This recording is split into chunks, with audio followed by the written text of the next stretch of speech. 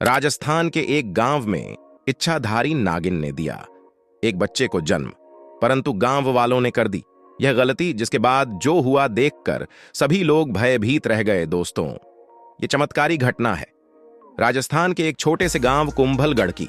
दरअसल यह घटना घटित हुई कुंभलगढ़ के गांव के रहने वाले एक गरीब किसान के साथ, जिसके माता पिता जब वह बहुत छोटा था तब उसे छोड़कर भगवान को प्यारे हो गए थे। दोस्तों, कुंभलगढ़ गांव में कुंभलगढ़ किला इस पुरातन गांव के बीच में गर्व से खड़ा है। यह किला इतनी रणनीतिक योजना के साथ बनाया गया था कि दुश्मनों को इसमें गुजरना मुश्किल हो गया, जिससे यह गांव और किला बेहद महत्वपूर्ण हो गया। यह शहर महलों, बगीचों, जल भंडारों और आंगनों से भरा हुआ है, जो शहर को अलौकिक बनाते हैं। निस्संदेह यह नगरी किसी समय राजस्थान का एक महत्वपूर्ण केंद्र था। अभी भी ग्रामीण भारत के सरल जीवन में निहित इस गांव के स्थानीय लोग अपने साधारण दैनिक काम करते हैं। भव्यता के बीच विनम्रता बेहद खूबसूरत है। दरअसल दोस्तों, जिस किसान की कहानी मैं बताने वाले हूं, उसका नाम विशाल था। जब वो पैदा हुआ था तो उसकी मां की जान उसे जन्म देते ही चली गई थी और उसके पिता तो पहले ही गुजर चुके थे। तब दोस्तों, उसके घर के पास एक बुजुर्ग दंपत्ति रहते थे जो कि बहुत ही गरीब थे। उस बुजुर्ग इंसान के पास एक खेत था, जिसे जोतकर वह अपने घर का निर्वाह करता था। उनका खुद का कोई बच्चा नहीं था। ऐसे में उन दोनों ने मिलकर विशाल का पालन किया। जैसे जैसे विशाल बड़ा हुआ, उसने खेत का सारा काम खुद करना शुरू कर दिया। दोस्तों, विशाल बहुत मेहनती था, पर एक ही खेत होने की वजह से उनकी आमदनी कुछ ज्यादा नहीं हो पाती थी। एक दिन जब वह घर वापस लौट कर आया तो उसकी बूढ़ी अम्मा ने उसे जंगल से कुछ सूखी लकड़ियां लाने को कहा। तो दोस्तों, वो लकड़ियां लेने के लिए जंगल में चला गया। उसने जंगल के बाहर की तो सारी लकड़ियां इकट्ठी कर ली थी, परंतु उसने सोचा थोड़ी लकड़ियां और ले चलता हूं। कुछ इस तरह सोचकर वह जंगल में छोड़ा और अंदर निकल गया। दोस्तों, कुछ दूर जाने पर उसने देखा कि एक बहुत ही विशाल बरगद के पेड़ के पास नाग नागिन का जोड़ा बैठा था। उन्हें देखकर विशाल थोड़ा डर गया। तभी नाग वहां से जंगल के थोड़ा और अंदर जाने लगता है। उसी समय विशाल की नजर नागिन के पास रखी हुई चमकती चीज पर पड़ती है, जो कि नागिन पेड़ के पास आराम कर रही थी। विशाल छुपकर नागिन के पास बड़ी चीज को देखने लगता है और सोचता है कि जंगल में इतनी चमकती चीज कहां से आई। तभी उसे समझ आ गया कि ये तो नागिन की नागमणि है और यह नागिन तो गर्भवती है। परंतु विशाल की हिम्मत नहीं होती कि वह उस चीज को जाकर उठा ले, क्योंकि नागिन वहीं पर थी। उस दिन तो विशाल अपने घर चला जाता, पर सारी रात वह उसी नागमणि के बारे में सोचता रहता है। तभी उसे अपने दोस्त की बताई बात ध्यान में आती है कि यदि हम नाग के मुंह पर तेजी से गोबर मारे तो वह बेहोश हो जाता है। तो अब दोस्तों, तुषार ने सोचा जब नागिन अपने बच्चे को जन्म देगी तभी वो नाग को मारकर नागमणि चोरी कर लेगा। अब विशाल रोज अपने खेत का काम निपटाकर जंगल में उसी जगह गोबर लेकर पहुंच जाता था जहां पर वह नाग नागिन रहा करते थे। दोस्तों, जिस मौके के इंतजार में विशाल था, वो मौका आज उसे मिल गया था। जब नागिन अपने बच्चे को जन्म दे रही थी, तभी उसने सांप के मुंह पर पेड़ के पीछे छिपकर गोबर दे मारा।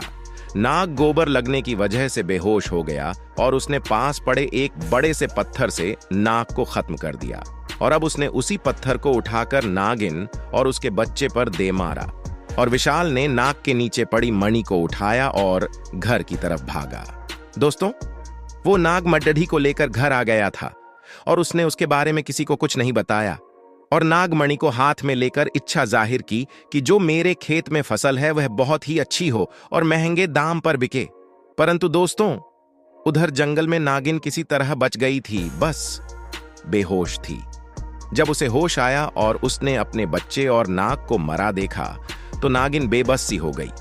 परंतु दोस्तों, नागिन ने नाग की आंखों में कातिल का चेहरा देख लिया था। कहते हैं कि यदि नाग को कभी मारा जाए तो उसे जला देना चाहिए, क्योंकि नागिन नाग की आंखों में कातिल का चेहरा देखकर जान लेती है कि उसके नाग को किसने मारा है।